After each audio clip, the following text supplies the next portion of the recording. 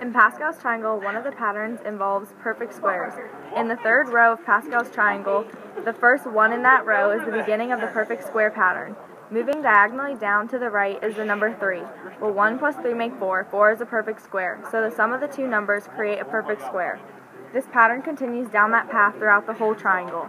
Also, note that even the first 1 that began our pattern follows the rule because any number outside the triangle is 0.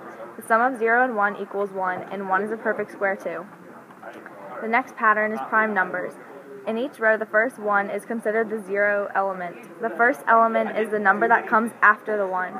So if the first element of a row is prime, then every number in between those two numbers, the ones on each side, are divisible by the first element. For example, in the row containing 1, 5, 10, 10, 5, 1, the first element is 5 and it's prime. Therefore, the 5, 10, 10, and 5 are all divisible by 5. This pattern will also work throughout the whole triangle.